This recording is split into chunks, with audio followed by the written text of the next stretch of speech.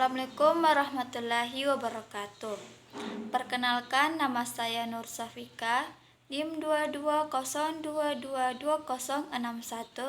reguler A Ruangan 2, tugas mata kuliah kepemimpinan, program studi administrasi publik. Baik, di sini saya akan menjelaskan terkait kepemimpinan di Desa Lamati Riaja. Yang pertama, perencanaan. Perencanaan pembangunan yang dilakukan di Desa Lamati Riaja bertujuan untuk meningkatkan kualitas hidup masyarakat. Pembangunan desa harus melibatkan partisipasi aktif dari masyarakat setempat. Melalui musyawarah desa, masyarakat dapat mengemukakan prioritas kebutuhan mereka dan berperan aktif dalam proses perencanaan dengan fokus utamanya yaitu yang pertama, memanfaatkan potensi lokal seperti sektor pertanian, perkebunan, dan UMKM. Yang kedua, pengembangan infrastruktur seperti perbaikan jalan, irigasi, dan fasilitas umum. Yang ketiga, kolaborasi dengan pihak lain. Kepala desa berencana untuk terus menjalin kerjasama dengan berbagai pihak, termasuk lembaga pendidikan dan pemerintah desa untuk mendukung program-program pembangunan desa. Selanjutnya, organisasi. Struktur organisasi di Desa Lamati Riaja dirancang untuk mendukung pelaksanaan program-program pembangunan yang efektif dan efisien. Kepala Desa Lamati Riaja bertanggung jawab atas arah dan kebijakan pembangunan desa dengan dibantu oleh perangkat desa, kepala dusun, dan RT RW sesuai dengan tugasnya masing-masing. Selanjutnya, aktuating. Pembagian tugas dan wewenang di Desa Lamati Riaja yaitu yang pertama, kepala desa. Sebagai pimpinan tertinggi di desa, kepala desa bertanggung jawab atas perencanaan dan pelaksanaan kebijakan publik. Yang kedua, sekretaris desa. Sekretaris desa membantu kepala desa dalam administrasi pemerintahan dan tugas-tugasnya. Administrasi lainnya seperti pencatatan surat-surat penting, penyusunan laporan, dan pengolahan arsip desa. Yang ketiga, kepala urusan atau KAUR. Kepala urusan memiliki tugas spesifik seperti urusan keuangan, umum, perencanaan, dan lainnya. Yang keempat, Badan Permusyawaratan Desa atau BPD. BPD berfungsi sebagai lembaga yang mewakili masyarakat desa dalam proses pengambilan keputusan dan pengawasan kebijakan desa. Selanjutnya, controlling. Kepala Desa Lamati Riaja dalam mengawasi perangkat desa dalam menjalankan tugasnya. Yang pertama itu pemantauan rutin dan evaluasi kinerja.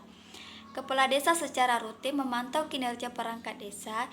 Ini bisa dilakukan melalui rapat koordinasi atau evaluasi bulanan untuk memastikan bahwa setiap perangkat desa menjalankan tugasnya dengan baik. Yang kedua, pemberian tugas dan instruksi yang jelas. Kepala desa memberikan instruksi yang jelas dan terstruktur kepada anggota sehingga setiap perangkat desa tahu apa yang harus dilakukan. Yang ketiga, penerapan disiplin. Kepala desa menerapkan aturan disiplin kerja untuk memastikan perangkat desa bekerja sesuai dengan jadwal dan tugasnya. Yang keempat, pengecekan lapangan. Untuk memastikan kinerja perangkat desa berjalan baik, kepala desa melakukan pengecekan langsung ke lapangan. Yang kelima, membangun komunikasi yang baik. Kepala desa juga membangun komunikasi yang baik dengan perangkat desa dan masyarakat. Selanjutnya, directing. Kepala Desa Lamati Riaja dalam memimpin dan mengarahkan masyarakatnya. Yang pertama itu perencanaan dan pembangunan desa. Kepala Desa Lamati Riaja merencanakan dan mengarahkan pembangunan desa secara strategis. Yang kedua itu transparan dan akuntabilitas. Kepala desa bersikap transparan dan akuntabilitas dalam mengelola anggaran dan penggunaan dana desa. Yang ketiga, pemberdayaan masyarakat. Kepala Desa Lamati Riaja berperan penting dalam pemberdayaan masyarakat agar mereka dapat mandiri dan aktif dalam mengembangkan potensi desa. Yang keempat, membangun komunikasi yang baik. Kepala Desa Lamati Riaja menjaga hubungan yang baik antara perangkat desa dan masyarakat. Yang kelima, menyelesaikan konflik dan membangun keadilan. Kepala Desa Lamati Riaja selalu menjaga kedamaian dan menyelesaikan konflik yang terjadi di masyarakat melalui musyawarah dan mediasi. Yang keenam, mendorong partisipasi aktif masyarakat. Kepala Desa Lamati Riaja mendorong partisipasi masyarakat dalam berbagai kegiatan desa, dalam hal membangun maupun kegiatan sosial dan budaya. Yang ketujuh, menjaga keamanan dan ketertiban. Untuk menjaga keamanan dan ketertiban di desa, Kepala Desa Alamat Tiriaja bekerja sama dengan aparat keamanan seperti Bintara Pembina Keamanan dan Ketertiban Masyarakat dan Bintara Pembina Desa. Selanjutnya, reporting. Ada beberapa langkah-langkah yang dilakukan dalam pencatatan data laporan di Desa Alamat Tiriaja. Yang pertama itu pengumpulan data. Kepala desa bersama dengan perangkat desa bertanggung jawab untuk mengumpulkan data dari berbagai sumber seperti data penduduk, data sosial ekonomi, data infrastruktur, dan data kesehatan. Yang kedua, pencatatan dan pengolahan data. Data yang terkumpul dicatat secara manual dan digital oleh kepala desa dan perangkat desa. Yang ketiga, penyusunan laporan berkala. Kepala Desa Alamat Tiriaja memiliki tanggung jawab untuk menyusun laporan berkala mengenai kegiatan dan program desa seperti laporan tahunan, laporan program, dan laporan keuangan. Yang keempat, analisis dan evaluasi.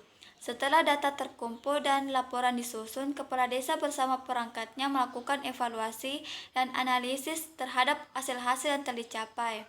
Yang kelima, pemanfaatan data. Untuk perencanaan desa, data yang telah tercatat dan dilaporkan digunakan untuk perencanaan pembangunan desa di masa depan. Yang keenam, pelaporan kepada pemerintah kabupaten dan masyarakat. Kepala desa juga berkewajiban melaporkan hasil dan perkembangan desa kepada pemerintah kabupaten dan masyarakat. Yang ketujuh, penyimpanan dan keamanan data. Setelah pencatatan dan pengolahan data selesai, kepala desa harus memastikan data disimpan dengan baik dan aman, baik secara manual maupun digital. Yang kedelapan, koordinasi dengan pihak lain. Kepala desa juga berkoordinasi dengan berbagai pihak terkait seperti lembaga pemerintah, organisasi masyarakat, atau pihak swasta yang bekerja sama dengan program pembangunan desa. Selanjutnya, budgeting. Proses pengolahan anggaran di Desa Alamat Tiriaja untuk program-program pembangunan melalui beberapa tahap. Yang pertama, perencanaan anggaran. Yang kedua, penyusunan rencana kerja pemerintah desa. Yang ketiga, penyusunan anggaran pendapatan dan belanja desa. Yang keempat, pembahasan dan pengesahan anggaran. Yang kelima, implementasi anggaran. Yang keenam, pelaporan dan akuntabilitas. Dan yang ketujuh, pengawasan eksternal. Baiklah, itulah penjelasan mengenai kepemimpinan di Desa Alamat Tiriaja. Mohon maaf apabila ada salah kata. Sekian dari saya. Wassalamualaikum warahmatullahi wabarakatuh.